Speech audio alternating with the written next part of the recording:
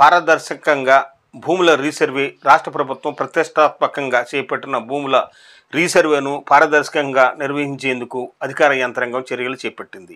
గత వైసీపీ ప్రభుత్వంలో చేసిన దానికి భిన్నంగా ఈ కార్యక్రమాన్ని నిర్వహించనున్నారు. ప్రతి మండలంలో 2 గ్రామాలను ఎంపిక చేసి గ్రామ సభలు, ర్యాలీలు నిర్వహించాలి.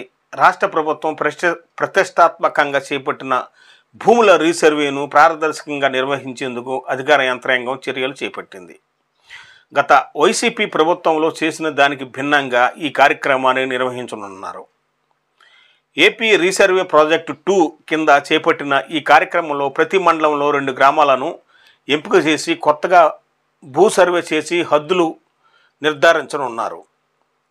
మారిన ప్రామాణిక కార్యాచరణ విధానం ప్రకారం గ్రామాల్లో భూ వివాదాల పరిష్కారంతో పాటు రికార్డులను నవీకరించడమే ఈ కార్యక్రమం లక్ష్యం. ఎంపిక చేసిన గ్రామాల్లో సభలు నిర్వహించి రైతులకు భూ సర్వే కార్యక్రమాన్ని వివరించనున్నారు.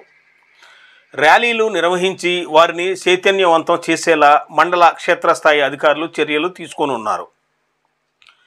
పాటించాల్సిన నిబంధనలు ఇవి. మండల తహసీల్దార్ సర్వేర్లు ఆయా గ్రామాల్లో భూములను 200 నుంచి 250 ఎకరాల వరకు ఒక బ్లాకుగా విభజించి ఒక్కో దానికి ఒక సర్వే బృందాన్ని కేటాయించాలి. ఆ బ్లాకు పరిధిలోని భూముల రైతులకు రీసర్వేకు సంబంధించిన సమాచారం నోటీసుల ద్వారా తెలియజేయాలి. వారి మొబైల్ నంబర్లతో వాట్సాప్ గ్రూపు ఏర్పాటు చేసి సమాచారం ఎప్పటికప్పుడు అందులో ఉంచాలి. మండల తహసీల్దార్ సర్వేరు ఆ గ్రామానికి సంబంధించిన షెడ్యూల్ను సిద్ధం చేయాలి. గ్రామ సరిహద్దులు, బ్లాక్ హద్దులు, ప్రభుత్వ భూములు, సంస్థలకు సంబంధించిన భూములు, ప్రైవేటు వ్యక్తుల భూముల వివరాలను సిద్ధం చేయాలి. సర్వే నెంబర్ల వారీగా ఉన్న విస్తీర్ణాన్ని ఆర్ఎస్ఆర్, ఎఫ్ఎల్ఆర్ ఆధారంగా వెబ్లాండ్లో ధృవీకరించుకోవాలి. రీసర్వేకు ఎంపిక చేసిన గ్రామాల్లో ఆర్డీఓలు గ్రామ సభలు నిర్వహించి రైతులకు వివరించాలి.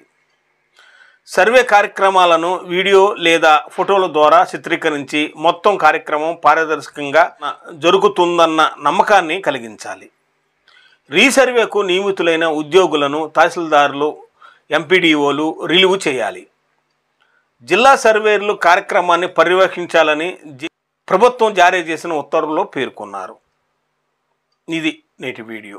చూస్తూనే ఉండండి సేజ్ మీడియా.